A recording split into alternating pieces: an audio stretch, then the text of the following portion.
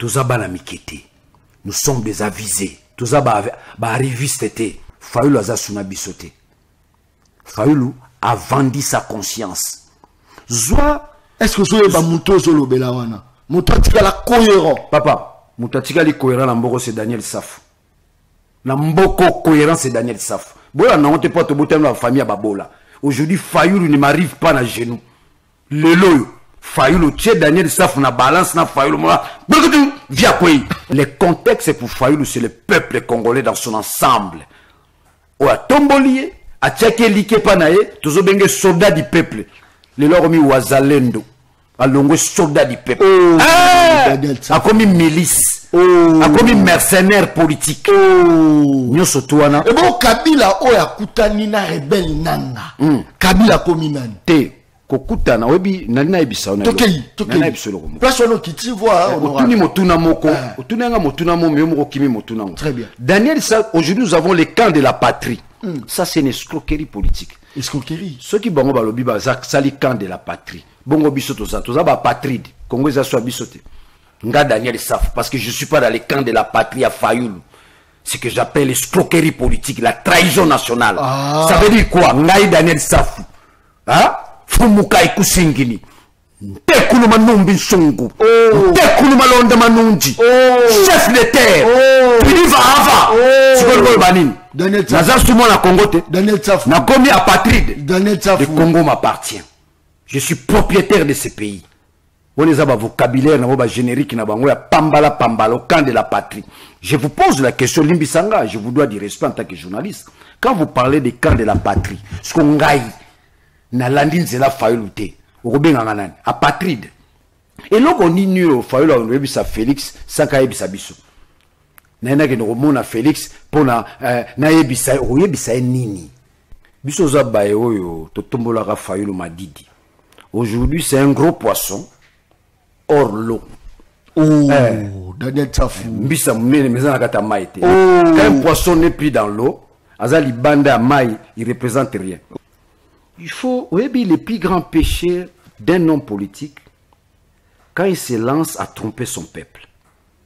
Fayoulou est dans les mensonges. Je connais bangote, ne omoni baba maman Chantal, ba pese pe, ba meli soupe à rouge. Daniel Saf, soupe à nakal.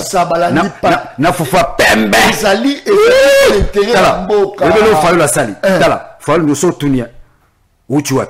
On ne pas monter. On ne pas monter. Daniel Saf. Amélie soupe.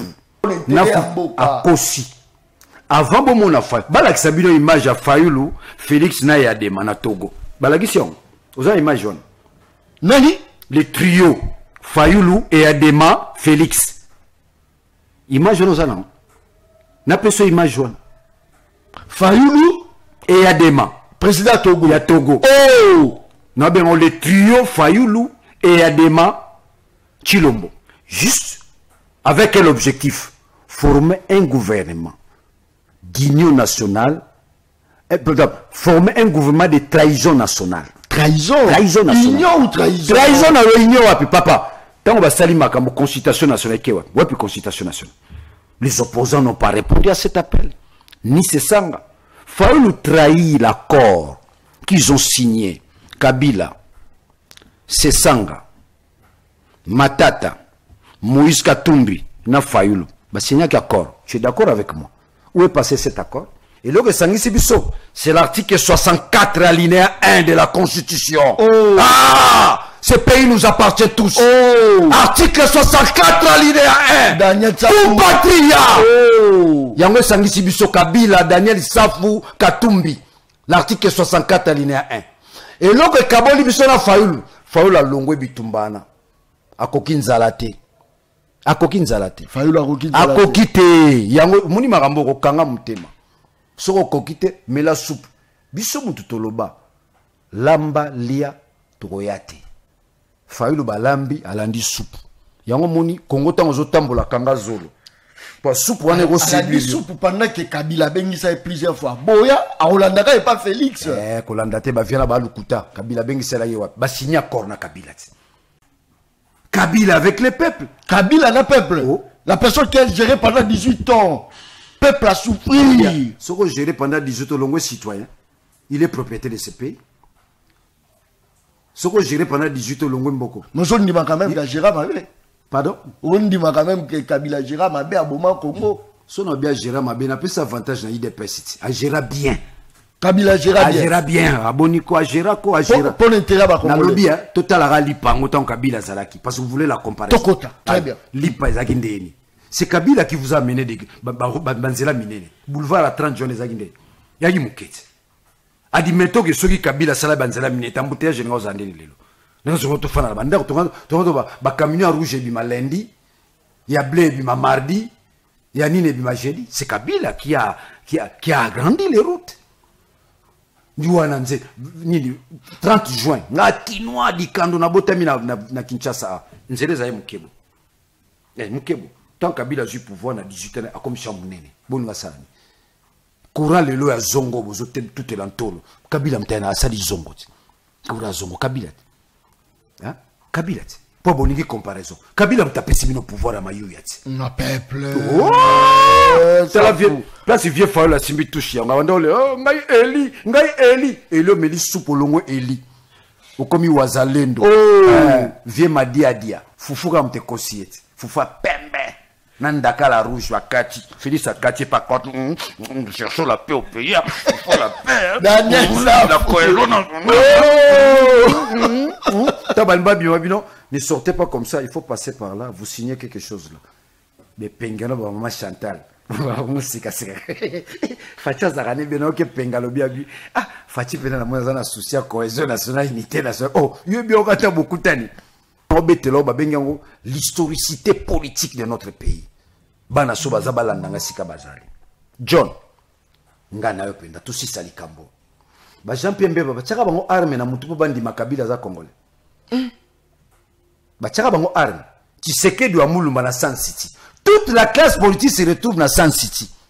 Ngana za kelenge tuzalaka na makambo wana te. Bataka bango arme na mutu. Jean-Pierre Mbemba. Soko boyo ndi makabila Congolais tozobeto masasi. Tala niveau ya idiotie na bassesse d'esprit. Bango mutu ba poner président. Les dialogues accord global et inclusif. Yoka ba terme ba politicien, accord global et inclusif. Donc bato nyonso ils se sont mis d'accord Kabila président. A Rosalana accompagné na 4 vice-présidents. Parmi ces 4 vice-présidents, vous avez Jean-Pierre Mbemba. Bisouno Stokei qui est la cité. Bongo yo 18 ans après, ceux qui 25 ans après, oyo ebisa biso que non, Kabila na bomoni azara Rwandais, so zobezana.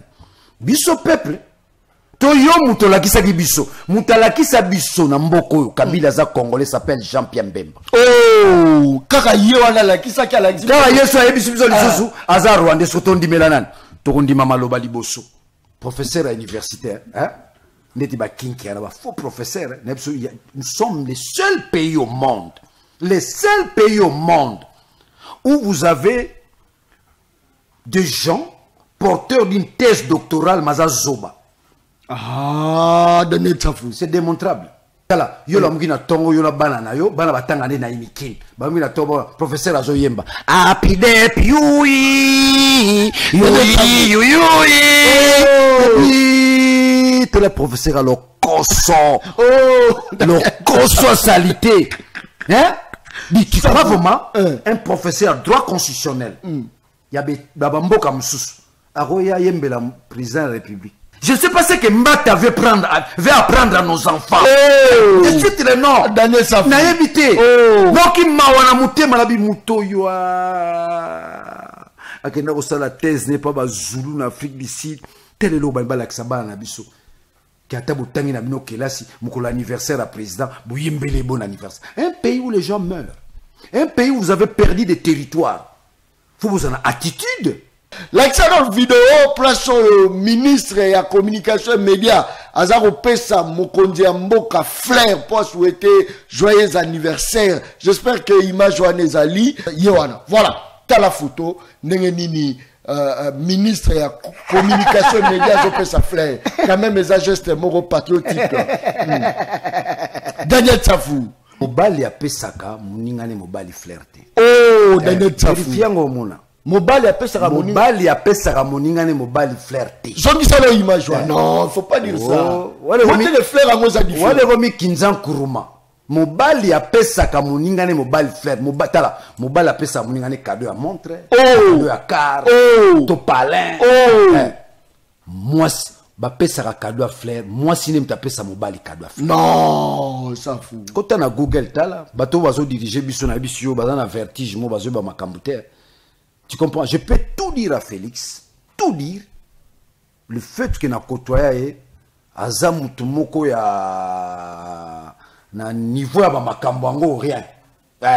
Mobali apesa ka muninga mobali flirté. O muya ya sala sala ngo souté. Bala kisaba na biso babuzo bate. Mobali apesa ka muninga ne mobali flirté. Daniel. Ba ko so ma montre na ba gilwando gouvernement ba sangisi la to pesi cadeau montre na président na biso.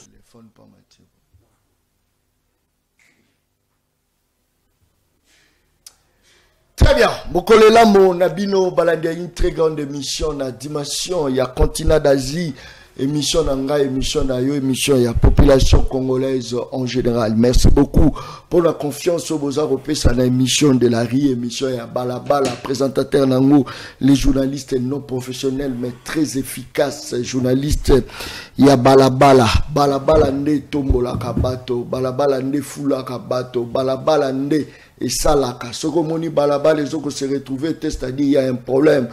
Pour la première fois, balaba les bimisi journaliste John Kabamba na pesi bino merci batoto ya balabala na pesi ba policier ba étudiant na biso na pesi ba maman na biso batekaka na balabala na pesi batoto o ba telemi na balabala po bazela ba transport na balabala na pesi merci mingi na batoto baza ko tambusa mituka na bango na balabala baza ko teka na balabala baza ko mila na balabala na ba terrasse merci beaucoup o ya bino journaliste ya balabala azali awa. Actualité politique, en tout cas, ça tire à bout portant. Joseph Kabila, Kinke est sorti à Kinke, frappé Joseph Kabila, sorti, il y a Jean-Pierre Bemba, frappé Joseph Kabila, ça fait un peu mal, mais ça actualité, Toromeka, Kobeta, Penza, Mokoloma, Lelo, Nakatia Plateau, il y a émission Le Peuple Parle, et puis l'armée a rejeté en bloc les affirmations. Il y a président de l'Assemblée nationale Vital Kamerhe évoquant un massacre des présumés de 318 personnes à Moba dans la province du Tanganyika. Ils appellent Isolo Toromeka Penza Komanyola Mokoloma Lelo. Je crois que l'actualité ça Penza est belé au Toromeka Kobeta Mokoloma Lelo na Katia Plateau. Il y a émission Le Peuple Parle. Il y a Mokoloma Lelo. Silence à Kigali, où est passé Paul Kagame, est-ce qu'il est mort ou pas? Ils appellent Isolo Toromeka Kobeta Mokoloma Lelo. Barwande Bazako Lela que président Nabango Azako Mona na te, ils m'ont appelé. Babengi journaliste à Balabala, Batuna non parce que Kuna, silence radio, ils appellent Isolo Toromeka Penza Kobeta Mokoloma Lelo. Devant Madame Bintou Keïta, représentante spéciale du secrétaire général des Nations Unies en RDC, l'AFC M23 a exposé ses revendications. Je crois que Zali Solo, Torobeta, Mokoloma, Lelo, Nakatia Plateau, émission Le Peuple Parle, Toro ramassé Pemisusu, bilan, il y a Judith Souminois, est-ce que la population va se retrouver ou pas? Ils appellent ma solo, Toromeka, moi, comme Magnola, Mokoloma, Lelo. Tozana nani na Katia Plateau, le plus recherché, le plus demandé. Tozana honorable Daniel Safou, Mouchimouni, na Katia Plateau, mission Le Peuple Parle. Daniel Safou, Mbotenayo. Mbotendeko John. En forme. Na en forme, ni mboka bato bazo kufa, corruption, les pays en voie de disparaître. Le pays. En voie de disparaître. John, na beta kasete, tango nyonso, les États disparaissent. Yougoslavie Kendawa. Oh. Elis-moi. Oh. Et si les Congolais pensent à la Mukina Tongo, Fachibe, Mukwantombolobe, Mboko Eko Bunga. Parce que, au fait, nous avons déjà perdu l'héritage de ma père fondateur. Le bien héritage de ma père fondateur, notre indépendance, la souveraineté. l'état-nation, tu pèdes, on a sauté. Tu tikalika na ben individu, na Singamore, ba simbika Singamore. Ce katalika kak, Congo limoué. Oh, Félix a simbika Singamore. Cause nango? Cause nango? La cause est illégitimité à pouvoir. Félix Azara illégitimité, Azara illégitime. Moni parlement, balamuka na tongo, batia parlement na bango, batia sénateur na bango, bazui ba chevaux, net empereur Bokassa ben à ça des martyrs. Moi, Chilombo, Donc on a un problème de légitimité. Lorsqu'il n'y a pas la légitimité, pouvoir à Salaranine, à Bendanaka, il se réfugie dans les clans, dans les régionalismes, dans les tribalismes. Ah, boko telangaya, batona balinginga ite, nini, bandekona boko telangaya, parce qu'il n'a pas la légitimité. Lorsqu'il y a la légitimité, il y a le caractère national, il y a l'État. Vous avez la bisolo na Congo, l'État a soutenu. L'État a la mission morokaka. Au-delà de la règle, où ils ont régi le bisso, l'État a la mission de régenter la nation. Oh! C'est ça la mission de l'État. Ça c'est fort. Régenter la nation. Le Congo aujourd'hui n'est plus un État. Parce que le Congo n'est plus un État. Donc c'est-à-dire que, par ricochet, nous sommes plus une nation. Parce que l'État n'est pas makoki, nandingisa, yakopesa biso nation. Nazola ne mission molelo, na pesimbo te pas ande konanga, presse penge. O ba meli soupu. Soupandakala. Bameli soupe. Mais tant que Yozoloba, Félix Tshisekedi Aza illégitime. Aza illégitime. Nana qui légitime? Non. Non. Lorsque l'obi Félix Aza illégitime, Nana qui légitime. Na sepela na mituna na yo. Très bien. Du coup, te répondre Nana qui légitime. Pour répondre na mutuna na koi na piège. Oh. Na koi na piège à IDPS. C'est-à-dire que mutuna na yo eza teinté de la manipulation. Tokoki ko sala ga makambute, toko raisonnaka te en comparant. Pona biso toki kelasi ba bengango logique formelle. Dans la logique formelle balobi, un raisonnement par comparaison, c'est un raisonnement par analogie. Oh. C'est un faux raisonnement. Ça c'est fort. Donc on a un faux raisonnement. Je n'ai pas à comparer tel Azaki légitime, tel Azaki illégitime. Kabila était légitime. On l'a élu en 2006, on l'a élu en 2011. Ça, c'est la légitimité du pouvoir. Kabila. Oui, Kabila. Mais oui. En 2006. Mais oui. Tu confirmes aujourd'hui? Je confirme. Obima Libanda en 2011, Olobeza Papa Etienne Lobby Kabila. Daniel Tsafou. Nous parlons de la légitimité. Oh. C'est-à-dire que le peuple congolais se met d'accord, Moto Netuponi, président Nabiso. Et on a respecté la procédure. On a épuisé toute la procédure. Donc, d'abord, c'est un faux débat pour toquer la comparaison. Surtout que la comparaison, na quoi na irrationalité à IDPS, na manipulation à IDPS. Parce que IDPS, azara na argument moko. Arme moko ga utilisaka. Peuple congolais au bazolanda bana Kinshasa, baengumba bana Congo bolanda ngai. Arme moko ya makasa ya IDPS, ça s'appelle la manipulation, doublée de mensonges. Donc je peux déduire, bazana des armes. C'est-à-dire que tant que vous avez utiliser arme nini. Et qu'est-ce que vous devez utiliser pour détruire son arme? Alors, les Congolais, ou tokala, IDPS, azana arme mi balé. Manipulation, na mensonge. Alors, nous avons la mission. Mission tozui. Il y a que détruire les armes mi balé. Alors, nous devons utiliser des missiles beaucoup plus efficaces que des armes. Sur le pays, monani, mutakala. Aujourd'hui, nous devons reconnaître, le problème à Congo se situe à ce niveau-là, le vrai problème du Congo. Le problème à Congo, c'est Zatero, Kagame, Nazo Kabato, ni Naomo Galilo, place Nazo Mituna, Kela Sitokende Keiwap, Naomo Kabato, Américain, minéré nini, Américain, mais c'est du mensonge.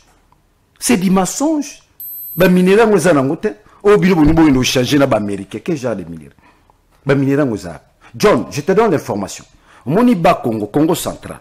Au moni Bandundu. Au moni Sankuru. Au moni Équateur. Soko Kebisikana Nyonso, nous avons des minéraux qu'on n'a jamais exploré. Bah explorons jamais. Bah minéraux zali. Sauf que tout ce qui est au Katanga, bah chercheurs bah démontrer que au monde on peut na Congo central, au monde on a Sankuru, au monde on a Équateur, au monde on a na Bandundu. Si vous allez dans les Maïnombela, dans les Kwilu, vous trouverez une forte teneur, il y a des minéraux. Mais ils ont exploré.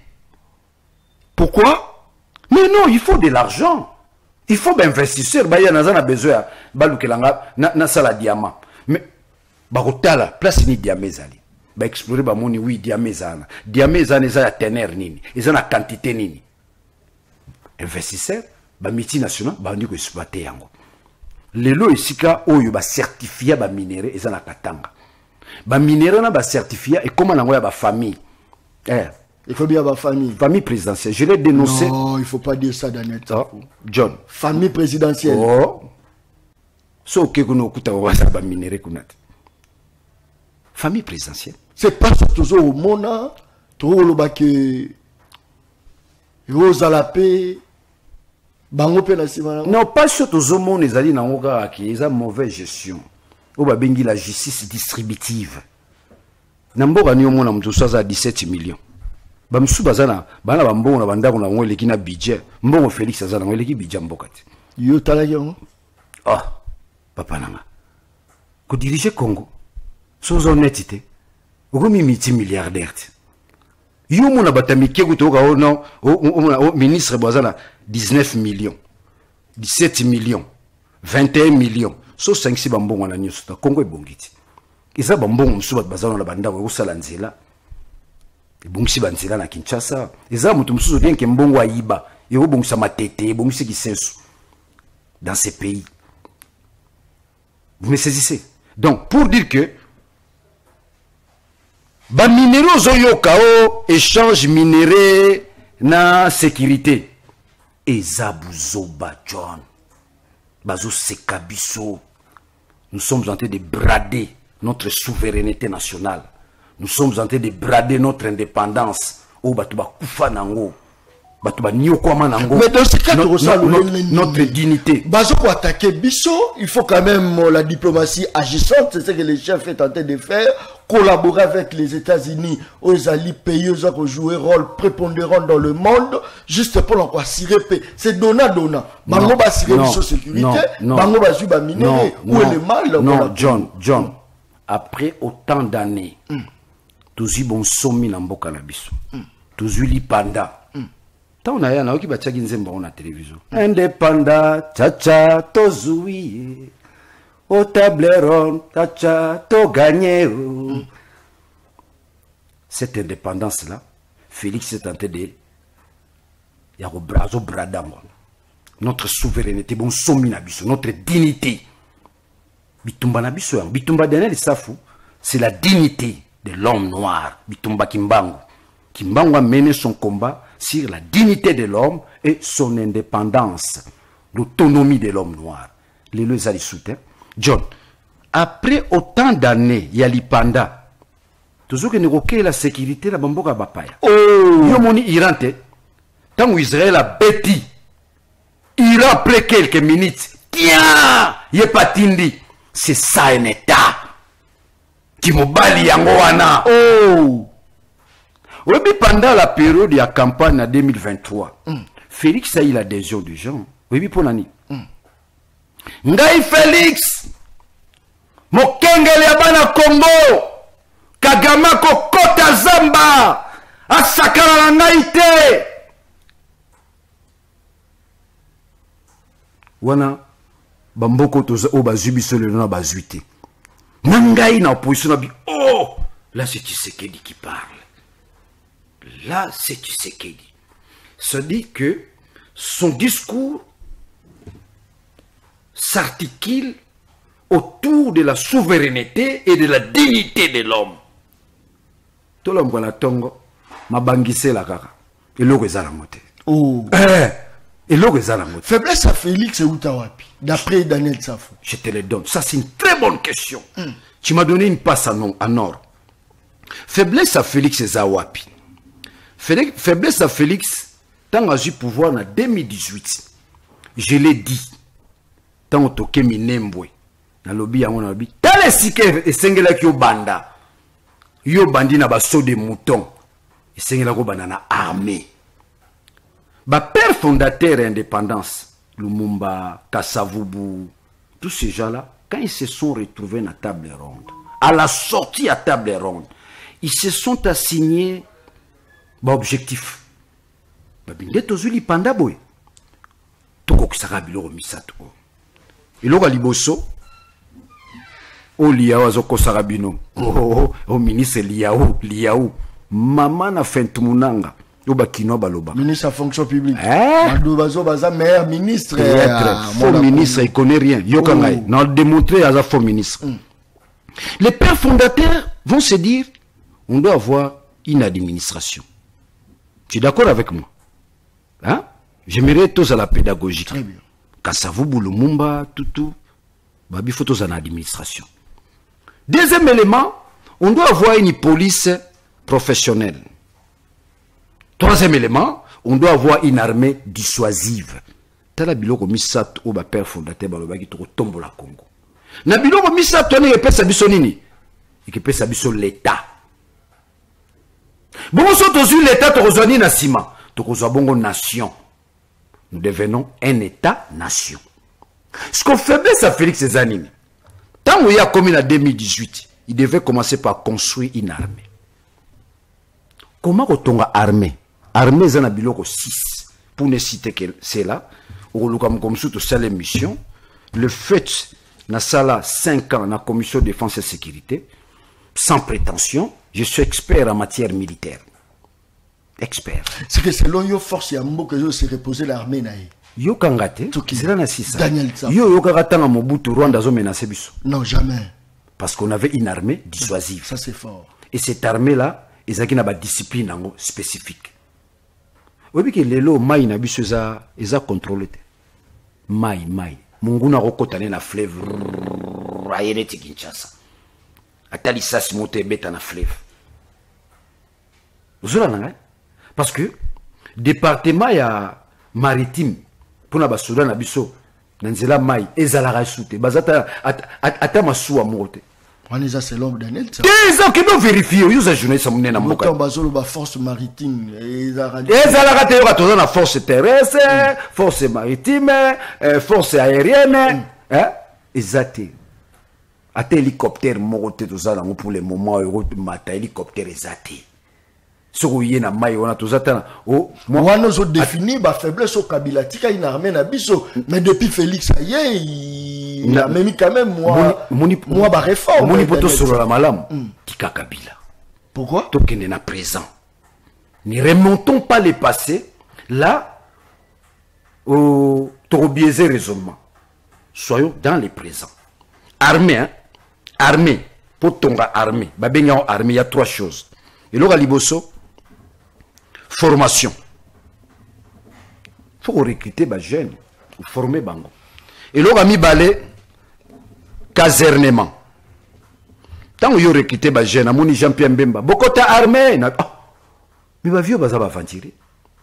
Les jeunes, on va la wapi. Ils ont recruté. Parce que lorsque vous recrutez les jeunes pour l'armée, il faut former bango. Sauf former bango, et si vous faites dans la casernement.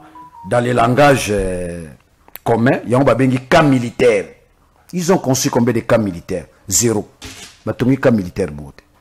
Mais se lance dans une aventure de recruter les jeunes. La wapi. Qui est un camp kokol. Qui est un camp kokol. Et si vous avez aujourd'hui, il y a des familles. Vous avez 4-5 familles dans une même pièce. Dans camp kokol. Donc ça veut dire que Félix fallait construire un camp militaire. Il y a mis ça. Logistique. Donc, ce général Bombé, la zone, la pétio, pena comprenant matière. 3 axes est formé armée. Nous remis ça tout. Dans le biango, formation, casernement, logistique. Si vous avez commis armée, Pour la armane sala musala et sengi subilo misato. Yaliboso renseignement militaire. Yami balé les opérations militaires. C'est les deux piliers où ils ont armé. De l'autre côté, renseignement militaire, côté yo, opération militaire. Il s'ajoute encore un élément, la logistique. Biloko misato walande armée et kuiko bunda. Bisoto zangiangu. Armée kuiko bunda. Tango yo moni na ba bisika ba botoli biso bitumba Goma naganda ozoko ba Soudan na biso bazo kima. Te bazo kima te. Lorsque les militaires ils se retrouvent dans les opérations militaires et qu'il y a plus renseignement, moi bunda lisusu a ça la repli. Pour ça l'information te. Mongu naza na niveau nini? Mongu nazo utiliser arme nini? Mongu na se situé wapi? Donc et là on tika na ngara faut akima. Parce qu'il n'a plus les renseignements. Donc là où il n'y a pas les renseignements militaires, les opérations militaires vont poser problème. Là où il y a les opérations militaires, il faut qu'il y ait les renseignements militaires. Très bien. En dehors de l'Omi va s'ajouter encore la logistique. Aussi, 6 points on a. Yango Sali, une armée fonctionnelle. Na continue en administration armée. On a aussi les missions spéciales là-dessus, sur l'armée. Na pesio 6 points. Sur moni 6 points, bisoto négligé. C'est pas parce que tous en babo militaire. Mais c'est pas parce que les militaires ne sont pas formés. Mais départ ils avaient déjà bien. Le lot soldat baba qui c'est le mois solde moi quelque chose. Oui. Mais comment on a eu zo bon la tika za la souci. Non. Armée na biso za la bien moi na fou. Omoni armée. Tango yona armée ou intégré ba milice ou bobenga ba wazalendo eza cop ba kosa président. Bakosae moni batwana ceux qui sont soloba bayokaka moni batwana bakoza la misato ceux qui basali ba binchiri binchara na bango bakomi 40 bakosa président. L'armée c'est un corps, l'armée c'est un esprit, l'armée c'est la discipline.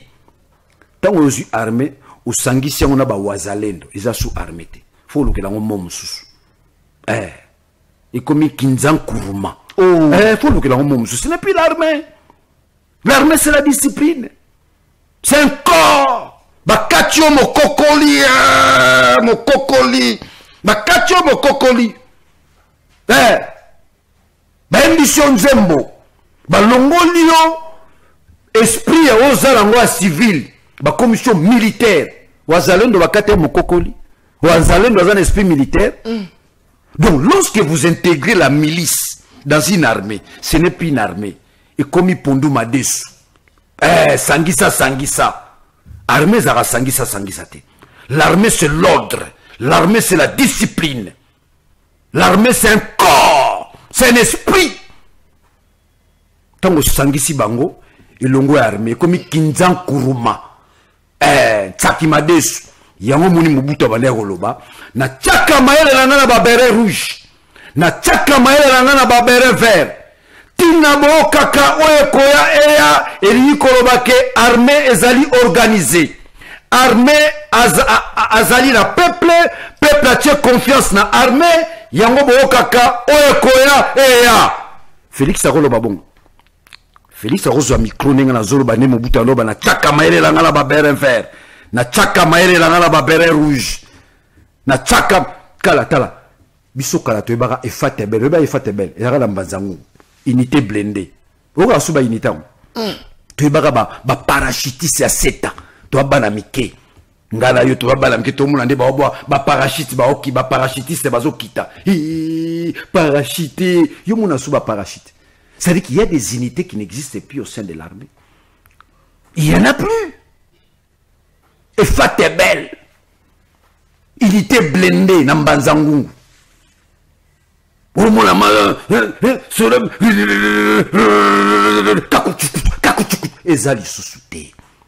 sommes plus une armée. Au lieu d'organiser l'armée, de structurer l'armée, de mettre les moyens na armée, où sommes-nous? Mbongo les qui n'est pas mercenaire. Est-ce que biso peuple, parce que armée c'est un peuple, biso to senga ba ba sera so armée ba milice. tout au Seigneur doit ser armée où il y a toutes les unités possibles, capables. Sur les alikambwa, ceux qui guerrent les alikolo, babundi na likolo. Sur les maï, babundi na maï. Sur les mabele, babundi na mabele. C'est cette armée-là. L'armée n'est pas l'objet d'un individu. Armée, c'est à président république. Armée, c'est à premier ministre. Armée, c'est à général. Armée, c'est à peuple. Armée à peuple. Armée à peuple, c'est une mission, il y a qu'on défendre l'intégrité territoriale. Mabele, batike la pas bakoko. Armée, c'est une mission qu'on défendre l'ingaïna, qu'on sécuriser biso. Aujourd'hui, il y a la sécurité. Tamboya à Kinshasa à 22 h. Il y a la sécurité. Il y a là. Bah, conception de l'Oromo, on a cabassé les poings à la maille. Non, non, non, non. À l'époque, on a connu ce qu'on appelle la gendarmerie nationale. Ce qu'on est Kinshasa, au stade 3 semaines, 1 mois, bah, il y a un babi, yé, atika na 2 semaines, faisons à Mboka place à Outaki. Il y avait l'administration. Est-ce qu'il y a un Congo administration? Au liaz, au salanako, hein? Du trompe-œil. Il veut donner l'impression qu'il travaille. Administration, zéro. L'administration n'existe pas. Parce que dans un pays où vous avez un problème, il y a statistique. Jamais au cours développer un boka sans la science autobengi statistique. Statistique les années. Biso ba Congolais tous à combien? Ma maman baza combien? Ba papa baza combien? Bana baza combien? Ba koko baza combien? Boni ba koufi, boni ba botami. Vous avez cette base de données. Attention au lingina landi ministre, oh tokiti si masango na Kasai, masango kiti na kanda ngana mbujimai, ministre Mkoko Samba. Mais monsieur, yo kiti si masango. Est-ce que you baza combien? Ça nécessite combien? Parce que vous n'avez pas les statistiques, vous n'avez pas la base de données. Félix a redirigé Mboka sans base de données. Il faut les statistiques. Donc sans les statistiques, jamais beaucoup la protection sociétale. La zone qui est le robot au lobby, pouvoir à Félix, c'est ça légitime. Illégitime. Non,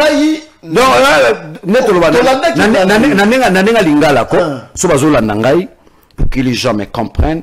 Donc, yaya, gangster, kangibor, pouvoir.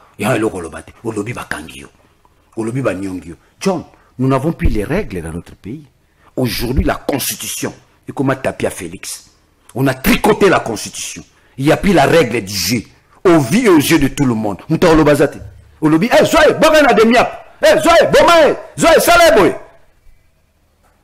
le prix. Hein? C'est la John, on a conclu. Et ça est divisé en 2 parties. Oui. Et ça, à côté, à patrouille.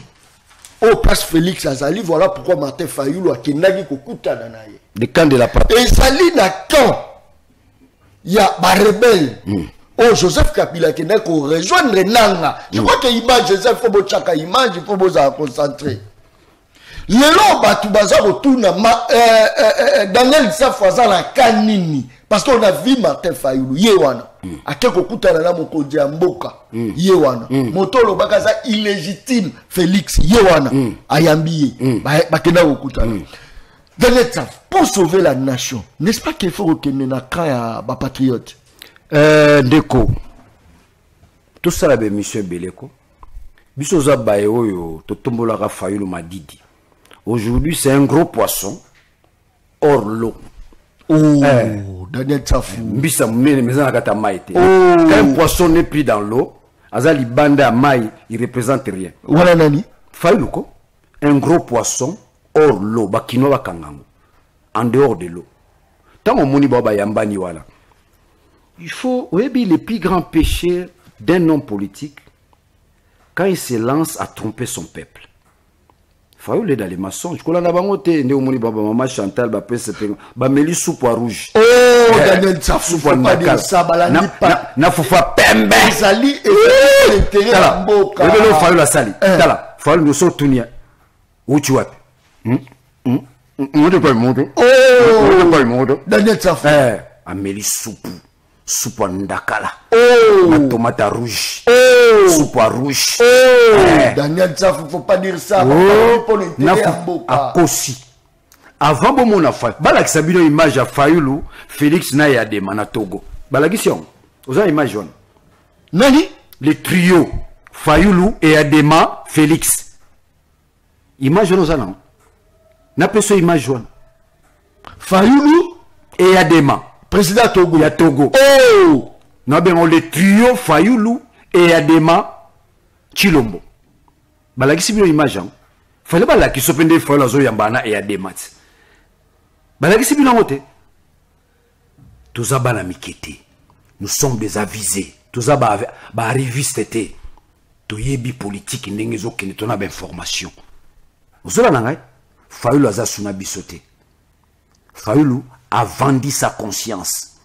Zoa. Est-ce que vous avez Mouto Zolo Belawana? Mouto la cohérent. Papa, Mouto li cohérent na mboko c'est Daniel Saf.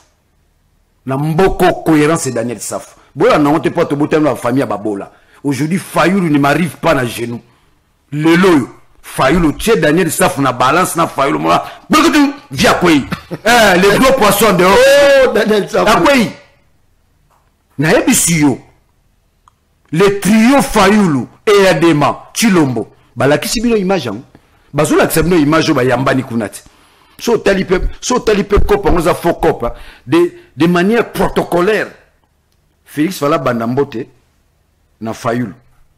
Yende leader, mais talaga vertige. Babani na Lexis légal. Babani na Lexis légal. Ou atega sur 20 exemplaires ba CD. Ndalwana? Lexis légal. Bunga tika musique point. Artiste munene pour la souci mboka. Te atega 20. So vérifier mon. Lexis légal. 20 CD. Non, il faut pas dire ça. Il y aura juste atega ba CD ti ba falinda kenda politique. Politique ça passe. Yo na domaine no réussir. Tu crois réussir en politique? Na domaine no échouer te qui 20 CD. 20 CD. Et ça va autour 21. Moko Fayoulou ta sombela la. 21. Pour les pire vie. Dans ton domaine de prédilection, au échoué. Et tu crois réussir dans un autre domaine? Au moins, c'est la qualité. Soupoué, soupe rouge, soupe ndakala. Nami chopang. Malobi mboka za menacé. Yoka siko tozokende. Na betchelo mo John. Même classe politique ba ebelo relaté. Les trio Fayoulou et Adema Félix Chilombo. Lucas Joto sa l'émission. Moni na lo baboy. Parce Fayoulou la fan. Alors qui crampe. Pecho bi makambone. Batche la peuple congolais image wana. Ndenge Fayoulou azo ya balana et Adema bango misato ba fandi. Juste avec quel objectif? Former un gouvernement d'union nationale, former un gouvernement de trahison nationale. Trahison? Trahison nationale. Union ou trahison? Trahison na union wapi papa. Tant on va salir ma consultation nationale kewa. Wapi consultation nationale. Les opposants n'ont pas répondu à cet appel. Ni Sesanga. Fayoulou trahit l'accord qu'ils ont signé. Kabila, Sesanga, Matata, Moïse Katumbi, na Fayoulou. Bah, signé un accord. Tu es d'accord avec moi? Où est passé cet accord? Et là, on ignore Fayoulou, on a vu ça Félix, sans qu'il y ait Bissou. Nana qui nous remonte à Félix pour na yebisa nini. Batika lukuta. Nde bazawana. Bazali suna peuple. Aujourd'hui, Fayoulou est avec Félix. Oh! Oui. Daniel Tsafou. Azana Félix. To compter sur na yete. A komi kilo. Parce que soko lié kaka. Moni politique to kenan. Soko lié kaka. Ote, na mbela ga soupe ndambo. C'est fini, tu es parti. Est-ce que Kokuta Adamo Konzamboka et ça signifie que Moutouali? Kokuta na likambonini. Mais pour la solution. Non, le cadre est là. Le schéma est tracé. Ce qu'on bimi dans le contexte, comme le dit le philosophe Wittgenstein, même Austin, quand tu n'es plus dans le contexte, tu es dans le prétexte. Le contexte pour Fayoulou, c'est le peuple congolais dans son ensemble. Ou à Tombolier, à Tchake Like Panaye, tous les soldats du peuple. Les lormi Ouazalendo, à l'ongwe soldats du peuple. A comme une milice, a comme une mercenaire politique. Nous sommes là. Et bon, Kabila, Oya Koutanina rebelle Nanga. Kabila Kominani. kokutana obi nalina ebisa ona tokei place ono kiti voit otuni motuna moko otunanga motuna mo moko kimi motuna ngo. Très bien. Daniel, ça aujourd'hui nous avons les camps de la patrie. Ça c'est une escroquerie politique. Escroquerie. Ceux qui bango balobi ba sali camp de la patrie. Bongo biso toza ba patride. Congo za so bisote. Nga Daniel Safou parce que je suis pas dans les camps de la patrie à Fayoulou. Ce que j'appelle l'escroquerie politique, la trahison nationale. Ça veut dire quoi? Ngai Daniel Safou. Hein? Fumuka ikusingini. Ntekulu manumbi songo. Ntekulu malonda manunji. Chef de terre. Pili Vahava. Sikolo banini. Daniel Safou. Naza souma na Congo te. Daniel Safou. Na komi apatride. Daniel Safou. Le Congo m'appartient. Je suis propriétaire de ce pays. On les a vocabulaire, na générique, na bango ya pambala pambala au camp de la patrie. Je vous pose la question, Limbisanga, je vous dois du respect en tant que journaliste. Quand vous parlez des camps de la patrie, ce qu'on gagne, na landine c'est la failloute, au Robin Anganan, apatride. Donc Congo za swangate, un chef de terre. Chef de terre. Fumukai kusingini. Daniel Safou. Mwana kukuimba. Ntekulu kudizi. Daniel Safou. Sikolo la ke Congo za ngate. Congo za ngate. Je suis le descendant des grands rois. Nazotanga. Numbi Sungu. Malonda manunji bakoko na ngai. Daniel Safou. Yo ebisanga ke no Daniel Safou comme tu n'es pas avec Fayoulou comme apatride. Botika ba jeko. Botika ba je biso ba Kolombo kaoyo. Ce pays nous appartient, le pays m'appartient. Mais le fait que naebi que escroquerie au bozo sala na camp de la patrie. Donc biso to komi kanine. Siko yo na pesomo e ya no ngai. To tuninga Daniel Safou komi wapi. Ngana ezali sika kala zalaka. Ebe sika la zalaka. Article 64 alinéa 1.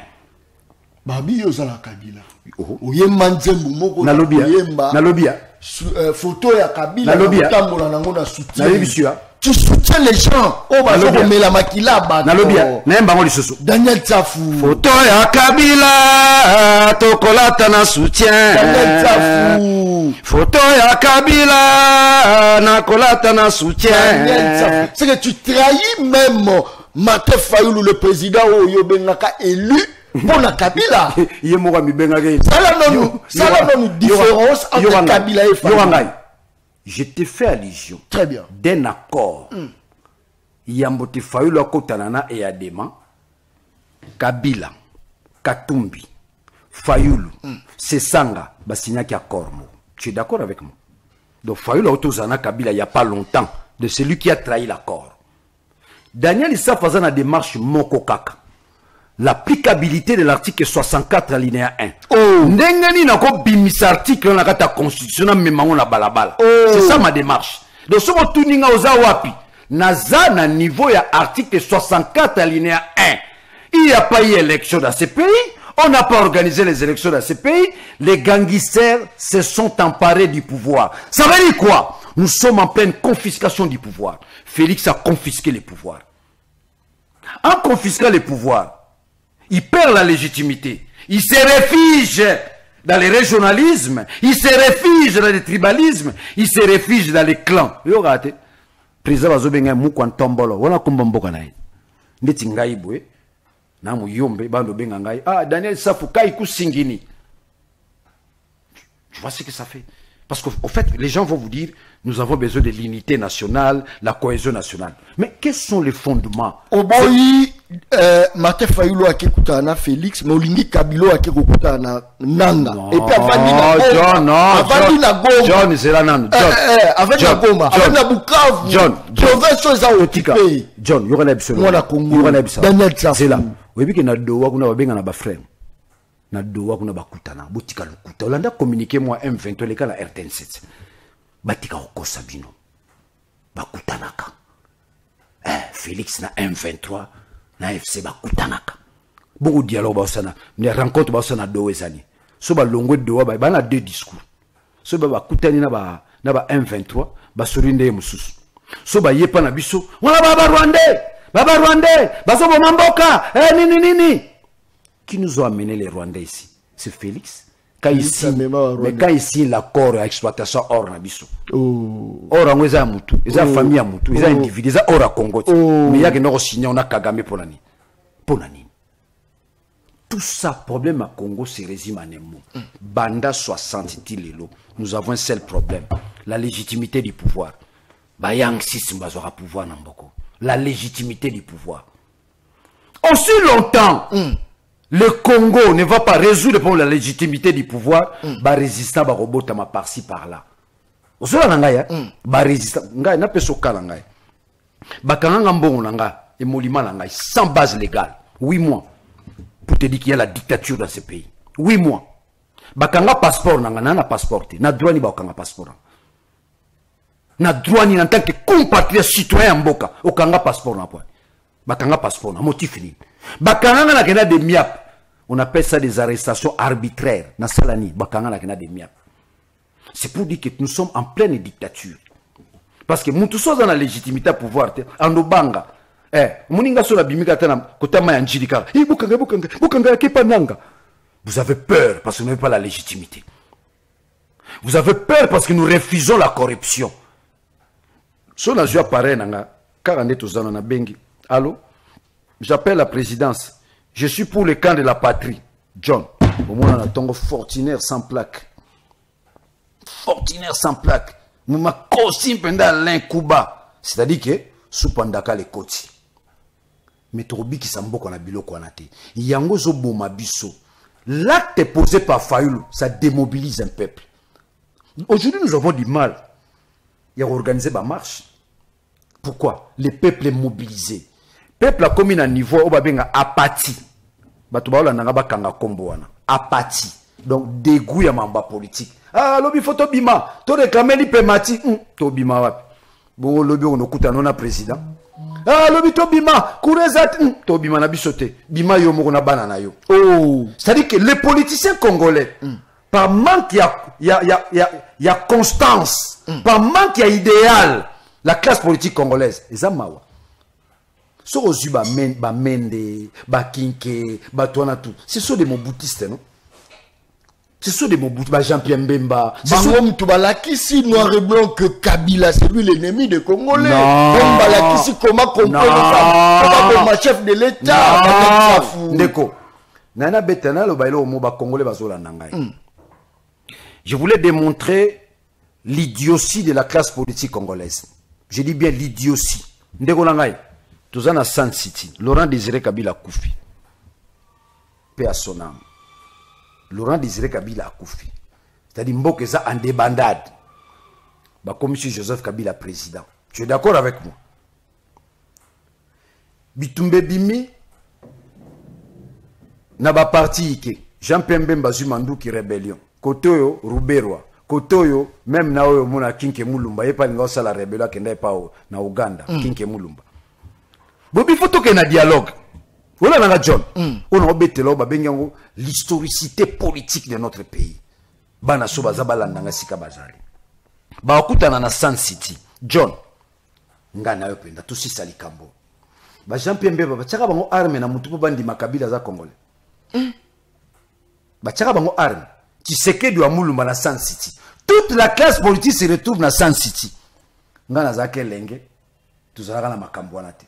Bachaka bango arme na mutu Jean-Pierre Mbemba soko boyo ndi makabila congolais tozo beto masasi tala niveau ya idiotie na bassesse d'esprit bango mutu ba pona président babahati bambemba baruberwa bechenchi Tshisekedi wa Mulumba baponi Kabila nani président si base d'un accord ce que nous avons appelé les dialogues accord global et inclusif yoka ba terme ba politicien accord global et inclusif.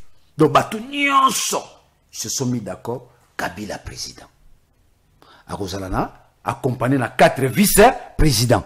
Parmi ces 4 vice-présidents, vous avez Jean-Pierre Mbemba. Ils sont stockés qui est la cité. Bongo yo, 18 ans après, ceux qui 25 ans après, Oyo Ebsabiso que non, Kabila na bomoni, Azara Rwandais, ce que Zobezanan. Biso peuple. Toyo mutolakisa biso. Mutalakisa biso na mboko Kabila za Congolais s'appelle Jean-Pierre Mbemba. Oh, kaka ye wana la kisa ki ala. Kaka yeso ayebiso biso lisusu azar Rwanda sotondi melanan. Tokondi mama loba liboso. Biso mutalakisi biso na mboko ba Congolais nyonso sika bazali bakanga. Moutalakisi biso Kabila za Congolais s'appelle Jean-Pierre Mbemba. Comment? Accord ya cascade. Ba benda na bango mibale. Ba signé accord à cascade na Matadi. Yo ko benda na muto za Congolais te. Siko za faux leader. Okoza la leader te photo boya yo. Igwe penane to belaki Igwe. Ba moto. Mutalinga oto chake likena bzo ki Jean-Pierre Mbemba. Ndeti Mbemba za kuna akosukisa bango. Ndeti Mbemba za kuna akosukisa bango. Oye moko foin. Le koso. Nani le koso? Mais yon kondima Kabila président ezani. Lelo yebisi su Kabila za Rwanda. Comment yon dimi boko tsa Rwanda na mboka? Zela dans le Zela conscience à la caméra. Mbemba kosi na nini na mamtalo bi pour la Kabila. Mbemba tango toke na Sun City. Pour na dialogue. Na dialogue wana Mbemba na Kabila ba robendana na muchuku. Nde ba vrai kino ba lobaka po ngaza dikando. Ba bene na muchuku. Oyi muchuku ezani dans la discrétion en catimini pour signer un accord qui va appeler l'accord de Cascade. Cascade des Matadi. C'est un hôtel. Place où il va coûter un hôtel, on va signer accord. Comment Jean-Pierre Mbemba Rondimo nous signer makambo ya mboka na un étranger? Êtes-vous un bon leader ou c'est toi qui trahis le pays? Premier élément. Tozongi na Sun City pour l'accord global inclusif. Est-ce que Jean-Pierre Mbemba, Etienne Tshisekedi, Ruberwa, Baba Ati Lukwebu, bango nyonso, bachaka bango munduki na mutubo bandima ke Kabila nde président. Bachaka bango munduki te. Mais ce sont eux, la classe politique congolaise, nde kondima Kabila président. Ne peut être président, mwana mboka. Mwana mboka. Et qu'on va aux l'erreur te. Baso que c'est erreur, batona to fuba kende, fuba longa mboko. Bo induire mboka na erreur. Parce que le politique a la mission de conduire, n'est-ce pas, la société dans sa destinée. Donc on a sauvé des guerres, on a mis destin.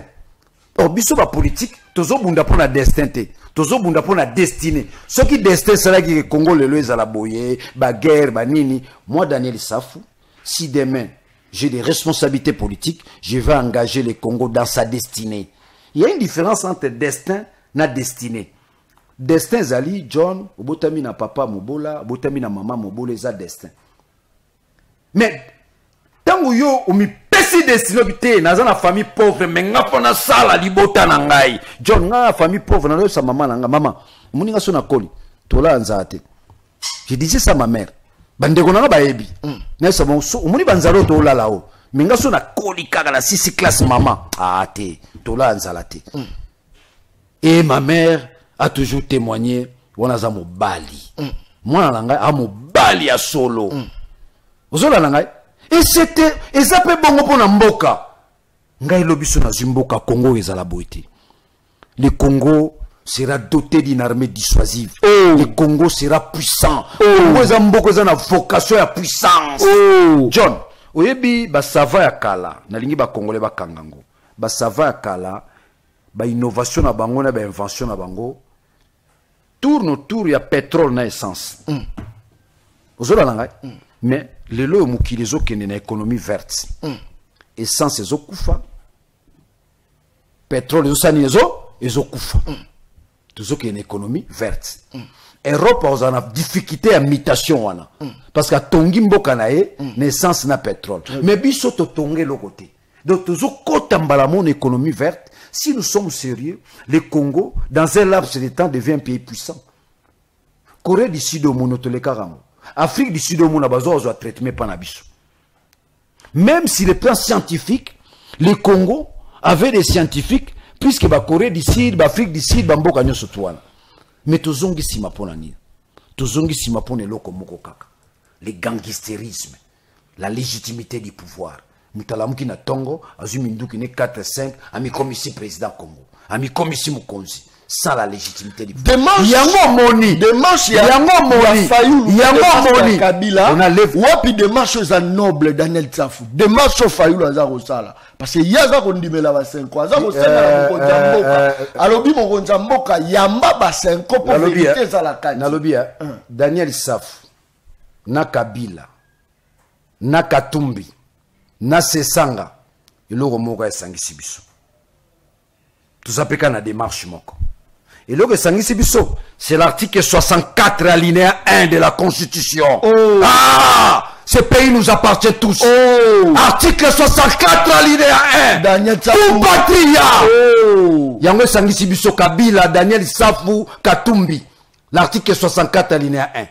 Et lorsque Kaboli biso na Fayoulou. Fayoulou a longwe bitumbana. Akoki nzalate. Akoki nzalate. Fayoulou akoki nzalate. Akoki te. Yango muni makambo kokanga mutema. Soko kokite mela soupe. Biso mutu toloba. Lamba lia tokoyate. Fayoulou balambi alandi soupe. Yango moni Kongo tango zotambola kanga zolo. Pour soupe wane go alandi soupe pendant que Kabila bengisa plusieurs fois. Boya a Holandaka et pas Félix. Kolanda te ba viana ba lukuta. Kabila bengisa la yewa. Ba signer accord na Kabila. Avant Fayoulou akutana na Félix. Avant Fayoulou akutana e Adema na Togo. Bazaki na Kabila. Bazala Kabila, Katumbi, Sesanga, Matata, na Fayoulou. Bazala rat. Il a brisé cet accord. Il a brisé cet accord. Pour nous dans quelle intention? C'est le futur premier ministre. Na gouvernement à trahison nationale. Mais n'engue peu précieux au Kendela. Il sera la dendo de farce. Et Simbati. Parce que biso to télémina n'engue a jeté. Tala, comment on a tiré to fandi boye, bazo gagné biso. Nous travaillons directement. Nous travaillons directement. On sont à 6e mission. Nana réunion na Kingabwa. Sona longo Kingabwa na keki sensu. Na longo sensu na souk na matete. Nous travaillons un bon matin. Une fois le peuple outillé, il faut s'attendre aussi à une révolution spontanée. Hein. Peuple, le leader, son peuple abîmé na balabala. Trop c'est trop. Bafwa, bachala. C'est la différence na ezanini na bato bazo kamba biso. Différence na ezawapi. Différence ezawapi. On dirait que bozo ko abandonner peuple. Bozo na peuple car tangu beaucoup de pouvoir te. Quand on compte au pouvoir, est-ce que tout le monde a Daniel Safou, Daniel Safou? John, si on retenu question, les questions ma bé. Et ça quand même tout là. Na boy question. Si on retenu question, ça dit que vous avez musalanga na salarate. Vous reconnaître peu ba mérite nangate. J'ai combattu la dictature dans ces pays tout en étant jeune. Na sacrifié jeunesse nangai. J'ai combattu le talamoni héritage ngana otike la bana nangai. Yango Fayoulou a raté otike la bana nangai. La lutte, le Congo. Différence ngana bango zanini ngana tika na logique ya Kimbangu ya Kasavubu ya Lumumba bango bakomi na logique na bango ndeti fa na logique ya Chilombo logique on les zanini bazana logique ba détournement bazana logique ya enrichissement illicite logique ya ngana ko to ibana biso ba osala biso no côté mboka za biso des gangsters we ba film mo Ali Baba et les 40 voleurs we film ba to batala film Ali Baba et les 40 voleurs. Ils ont vivre dans Mboko. Il y a des détournements inacceptables dans Mboko. Et puis à Moukete, 150 millions, 300 millions, 450 millions, Daniel Safou, 17 millions, Safou, 250 millions. Tu vois, ça na bango ni tombo zoka baza oyiba. Ça na bango baza ba gangster. Si vous meki koutro dénoncer bango. Et quand vous dites que nous abandonnons les peuples, il y a des gens qui sont avec les peuples. Moïse Katumbi avec les peuples. Daniel Safou avec les peuples. Sesang avec les peuples. Vous savez, Kabila avec les peuples. Kabila n'a peuple. La personne qui a géré pendant 18 ans. Peuple a souffert. Ce qui a géré pendant 18 ans, l'ongo citoyen. Il est propriétaire de ce pays. Ce qui a géré pendant 18 ans, l'ongo mboko. Nous sommes quand même la géré avec. Pardon? On dit quand même que Kabila gère ma bé à Boma Congo. Si on a bien géré ma bé, on a plus avantage dans l'IDPS. A géré bien. Kabila gère bien. A géré bien. Aboniko a géré quoi? A géré. Pour l'intérêt à Congo. Nalobi, total a lipa autant Kabila Zalaki. Parce que vous voulez la comparaison. Tokota. Très bien. Lipa Zagindeni. C'est Kabila qui vous a amené des Banzela Minene. Boulevard à 30 jours les Zagindeni. Yagi Moukete. A dit mettons que ceux qui Kabila Sala Banzela Minene. T'embouteillage général aux Andeni Lelo. Nous sommes tous fan à la bande. Tu camion rouge et bima lundi, il y a blé et bima mardi, il y a nine et bima jeudi. C'est Kabila qui a agrandi les routes. Nous avons 30 juin. Na Kinoa di Kando na botami na Kinshasa. Nzele zaye Mukebo. Mukebo. Tant Kabila a eu pouvoir na 18 ans, a comme Chamounene. Bon nga salani. courant lelo ya zongo bozo tout elantolo Kabila mtana asali zongo ti courant zongo Kabila hein Kabila ti pour boningi comparaison Kabila mtapesi bino pouvoir à mayuya ti na peuple c'est la vie place vieux fa la simbi touche nga bandole oh ngai Eli et le meli soupolongo Eli okomi wazalendo vieux Madia fufuka mte kosiet fufa pembe Nandaka la rouge wakati Félix Akati par contre cherchons la paix au pays faut la paix la cohésion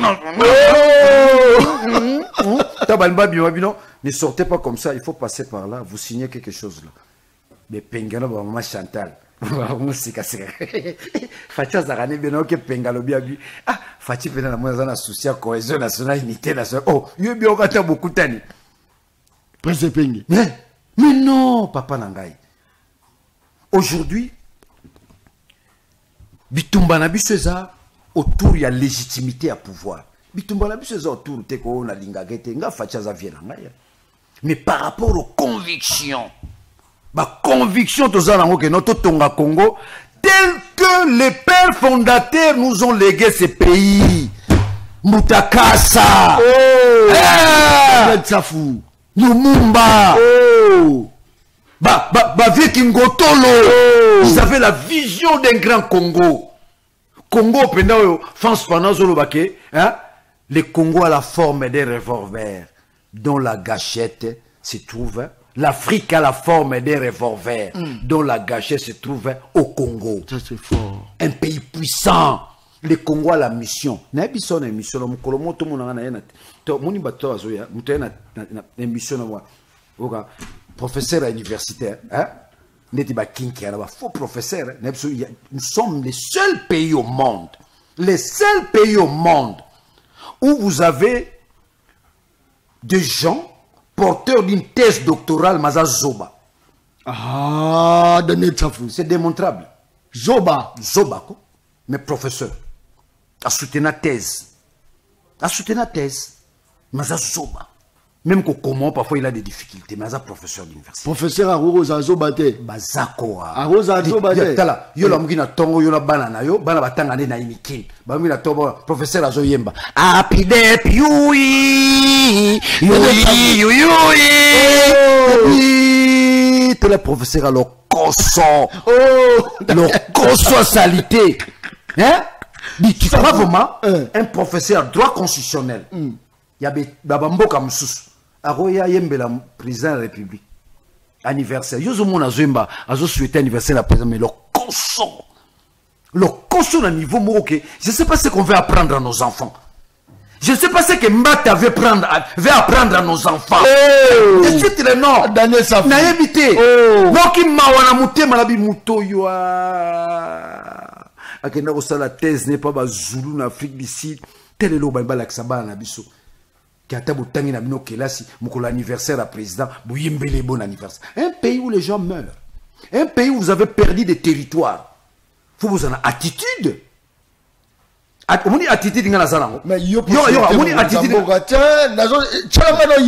vidéo flair quand même s'il vous plaît Daniel Safou quand même moi quand même il y a présidentiel quand même moi présidentiel professeur à droit constitutionnel j'espère que Daniel Safou ça c'est très bien l'excellente vidéo place sur le ministre et la communication média Azaro Pesa Mokonzi Mboka Flair pour souhaiter joyeux anniversaire. J'espère que image Johannes Ali à Romona Daniel Tsafou et puis Toroti quelques minutes il peut souhaiter joyeux anniversaire dans Mokonzi Mboka Waneza Souminois Nazaro Pesa toujours ça peut évaluation il y a Souminois d'ailleurs Kalamini Tazaro lobele la papa Bilana ye alors bandengeni neza bien makasi je crois que Wanoza Romona Wana Ezali bazo pese portrait d'ailleurs après wana je crois que image ezali wana juste na suka ya muyaya ndengazaro koya kopesa Mokonzi Mboka Flair surtout wana nde tozaro zela photo ya ndeko muyaya aza ye wana voilà tala photo ndenge nini ministre ya communication média zo pesa Flair quand même les gestes moro patriotique Daniel Safou ndeko na ngai nayebi te so image elongwa to continue oloba continue na oloba ndeko na ngai oyebi lorsque vous na poste à pouvoir faut eba oba bengi les justes et coutumes ozolana mobali apesaka muningane mobali flirte Daniel Tsafu fiango mona mobali apesaka moningane mobali flirte zongi sala image non faut pas dire ça wale les fleurs à moza différent wale romi kinzan kuruma mobali apesaka moningane mobali flirte mobali apesaka moningane cadeau ya montre cadeau ya car to palin moi bapesaka cadeau à fleur moi sine mtapesa mobali cadeau à fleur non ça fou kota na Google tala bato bazo diriger biso na biso baza na vertige mo bazo ba makambo te. Tu comprends? Je peux tout dire à Félix, tout dire. Le fait que na côtoyé aza mutu moko ya na niveau ya ba makambo ngo rien. Mobali apesaka muninga mobali flirté. O muya ya sala sala ngo sute. Bala kisaba na biso babuzo bate. Mobali apesaka muninga ne mobali flirté. Daniel ba ko somba montre na ba gilwando gouvernement basangisi la to pesi cadeau a montre na président na biso. To pesi cadeau ya car Ferrari to sombeli président na biso. Mobali apesa mobali flirté. Mobali apesa muninga mobali flair sera kufi. Tango yo kufi na ye na pesio flair. Ozo exister li sous-souté. Mais tango moni mobali akopesa muninga mobali wana te. Mobali apesa flair jamais. So moni mobali apesi muninga mobali flair kinzan kuruma. Kinzan kuruma. Mobali apesa flair jamais. Je mets quiconque à défi. Mobali apesa moninga ne mobali flirte. Mobali apesa moninga ne mobali flirte sera kufi. Okomi mowei John na ye na matanga bapesinga flair na tie flair. Ni sikaya yoza suna bomoite. Mais tango za na bomoi ngana ko peso flirte. Parce que nani fa pesa mobali flair. Moi si flair maman Soumino apesi Félix, c'est normal. Ça, c'est normal. Mais on le mouille à Bakissa. C'est indigne. Daniel Tsafu. Marie-Jeanne. Marie-Jeanne.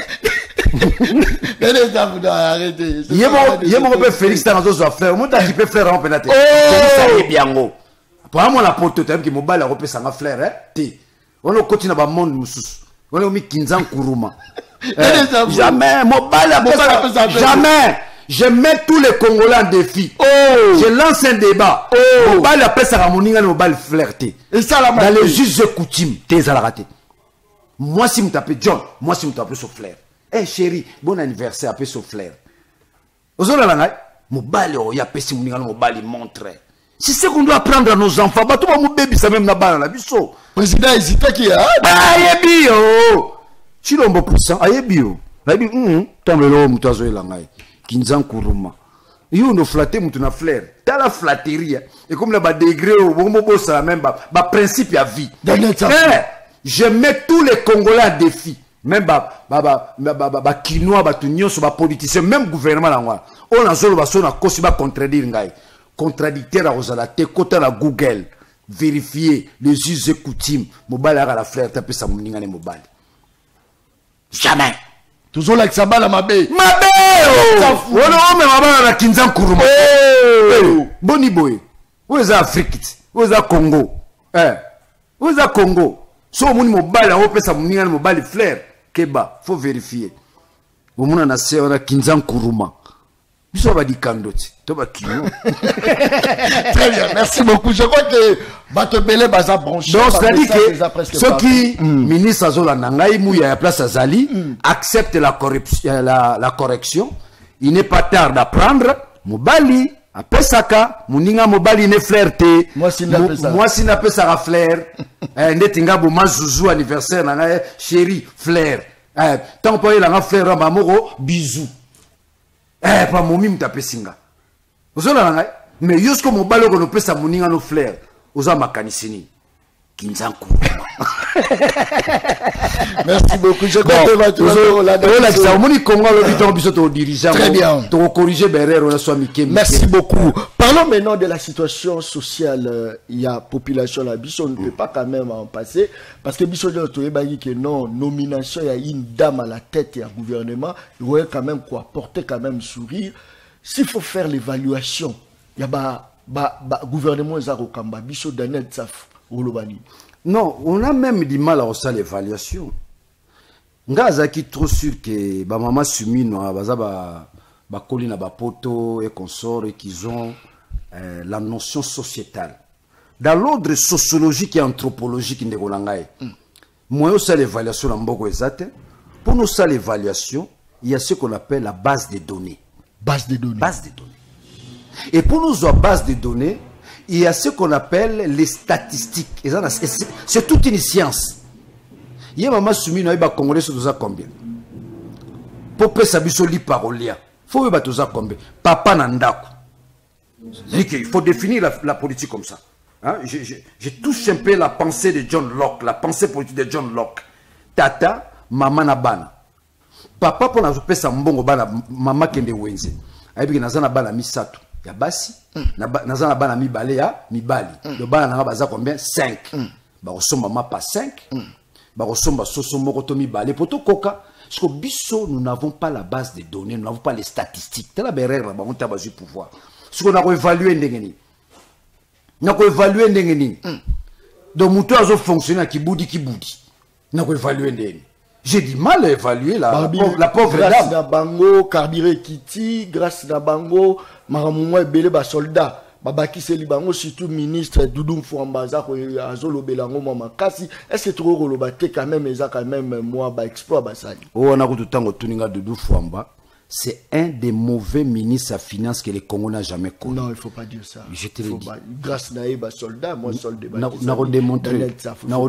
Je te démontre. C'est que Yozo, c'est qu'on te dit, la population. Pour la population, c'est lui le meilleur ministre de la finance on a existé. Grâce à lui, soldat, la biso, Dumo Solo et Kisami. C'est Doudou Fouamba. Tout le monde acclame Doudou Fouamba.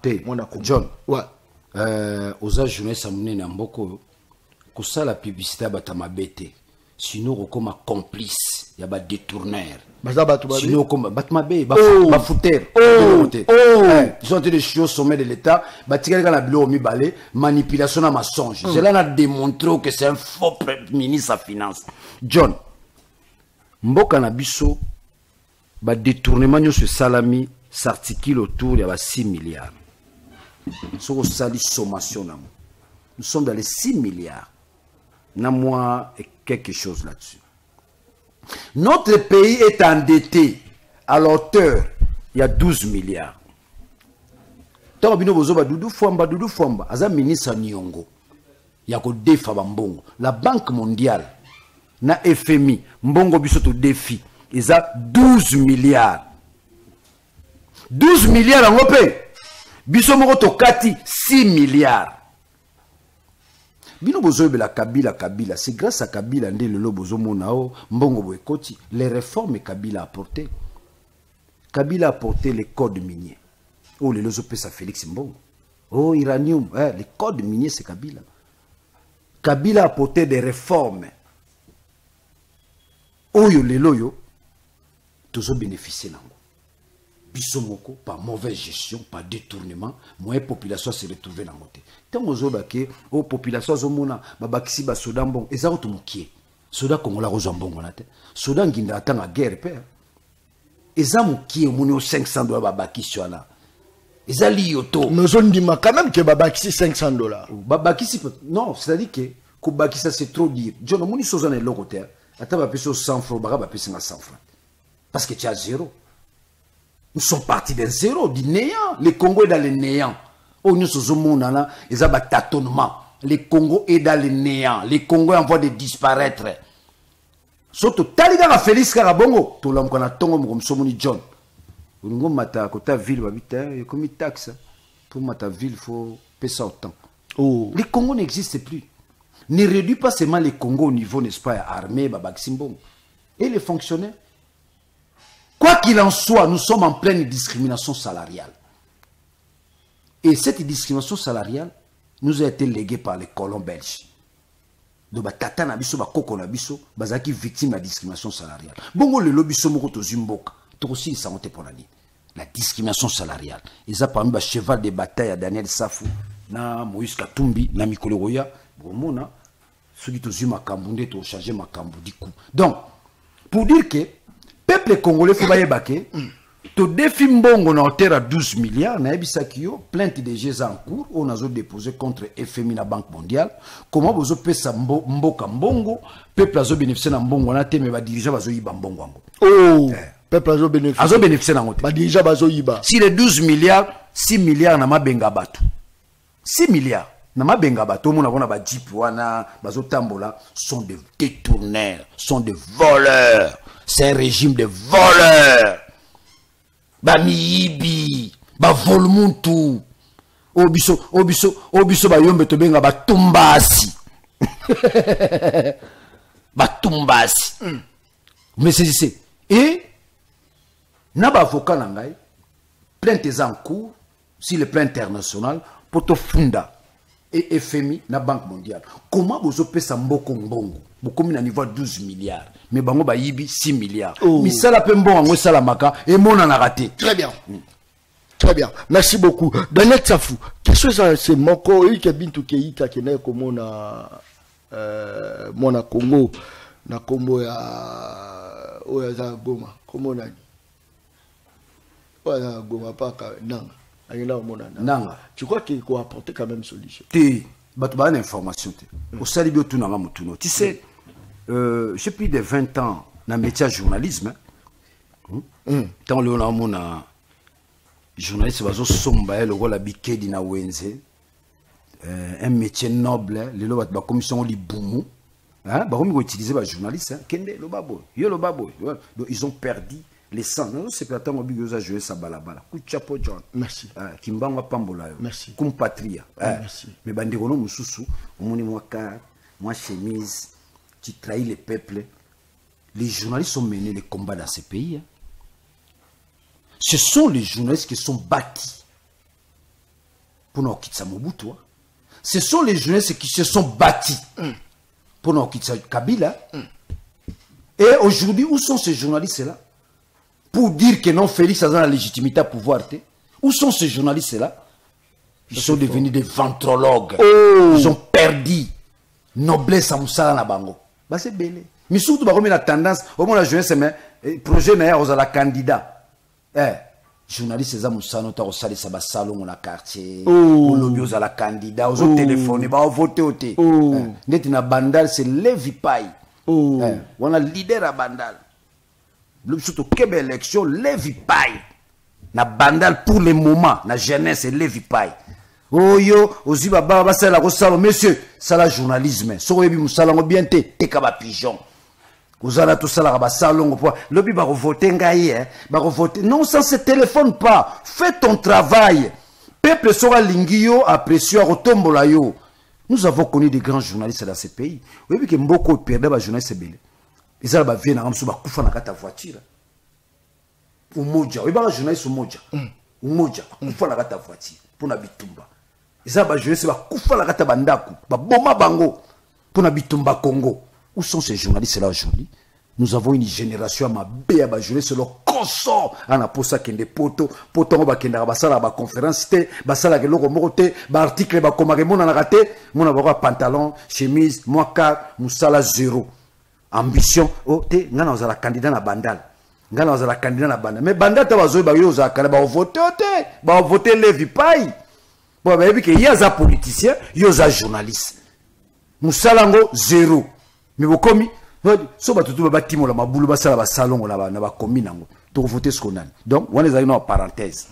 Na royali kamba bitu keita. Rapidement pour tout ça. Nazo peso réponse en tant qu'ancien journaliste. Très bien. Hein, parce que journalisme ça na encore na touche na makila, hein? Ba petit bilo mona na PC papier na bic. Nenga o simbelo ga biko ni fufu. Nzeta fufu.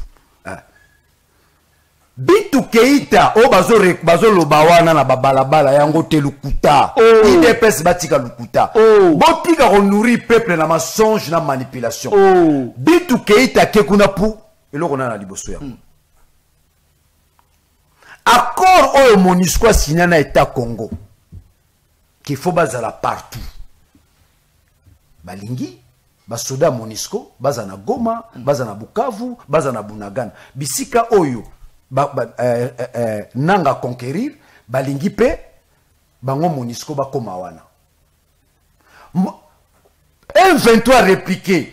Tant que tozo bundisa, tozo bundana na état Congo, gouvernement congolais, mais bino M23 bozaki na bino Monisco, bozaki na compte na kati wana. Tant que to bundi pe na bino.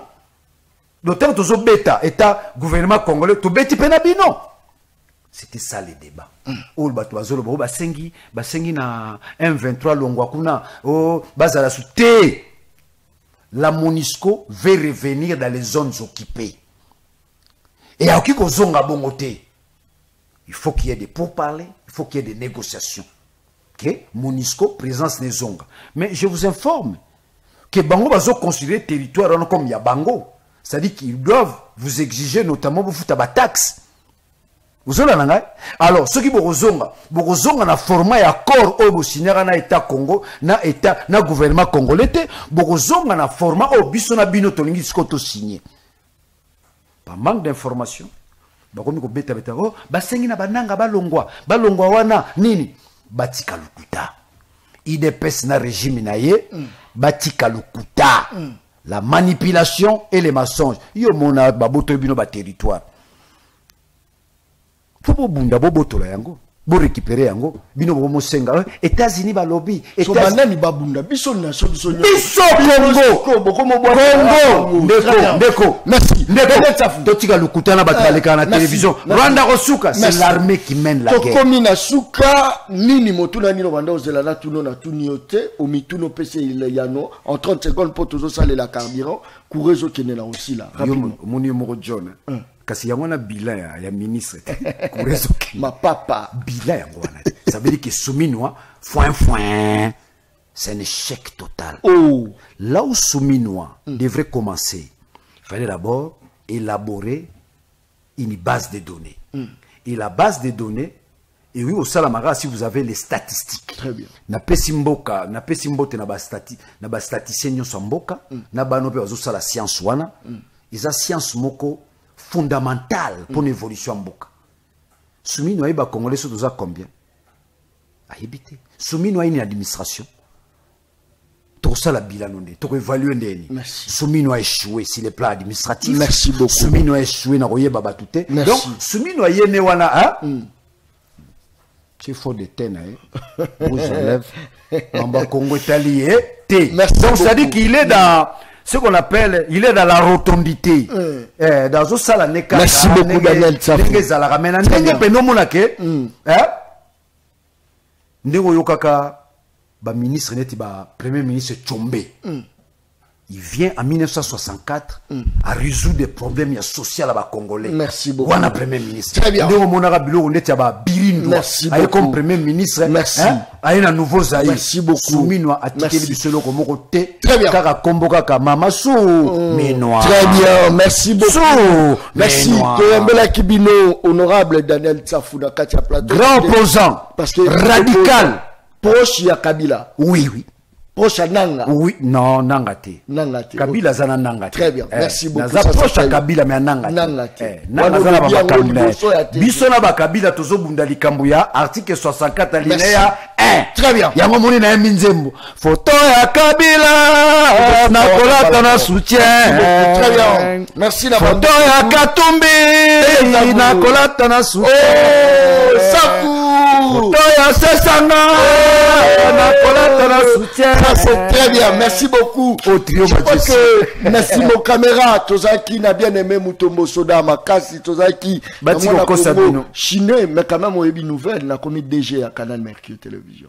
Ah, ndeko, félicitations. Oui, pour l'année. Pour l'année. Kimbanga Pambola, Osala Moussala Peuple. Merci. Mouni Sosa Moussala Peuple. Merci. Mouni ba vieux Fayoul. Merci. Au Moniga Mikolo, via Romokonda. Via Romokonda. Merci beaucoup. Merci, merci. Au Mélis Soup. Merci. Félicitations, merci. John Okendeli Bosso. Merci. John, continuez na boulot aux osala. Merci beaucoup. Yo le bioza jeunesse à balabala. Mais la démocratie se joue dans la rue, na balabala. Merci beaucoup. Moni combat biso to me ma Félix Sisiko na mikolo roya to meme na balabala. Merci beaucoup. Très bien. On a na roya. Na bisa gyot. Ba marche na biso to lo banda on a 10e rue. Merci beaucoup. Eh marche à Congo. Ça yo empêcher biso nan. Merci beaucoup. Force du progrès. Merci beaucoup. Merci beaucoup. Je crois que Maloba Topé Sara Montonion surtout aux la majorité il y a opposition Topé Sara Yango. Soyi mutabi le contraire on a lobby au bengi c'est au sali débat. Débat contre bango le kuta ba romina. Merci beaucoup. Je crois que Daniel Tafou Muchimuni atamolagi yemorote base na opazalagi sécurité. Sécurité. C'est pas sécurité. Comment on est? Tika ba sala petit mabe. Voilà, ça va. Tika na bomba. Mais ce qu'on y est pour petit na kata ba bilo quoi. Merci beaucoup. Très bien. Merci beaucoup. Bien tout bien. Très bien. Merci beaucoup. Bitumba la biso eza Congo et bonga population s'est retrouvée batoba lia ba mela parce que mboka oyo na ba richesse dango eza pona et servir. Mais John Congo ça c'est très bien. Leader na banda les a levi pai. Merci beaucoup. Tokutani mokolo. Na mona petit moiseau timola ba mabulu. Baleine non, balia kaye na mokolo. Mon côté mon balia kabalen bo s'abonner la chaîne YouTube Le Peuple Parle TV officiel tokutani mokolo zoya. Merci et bye. Merci. Sky Opération Toboy Distraction.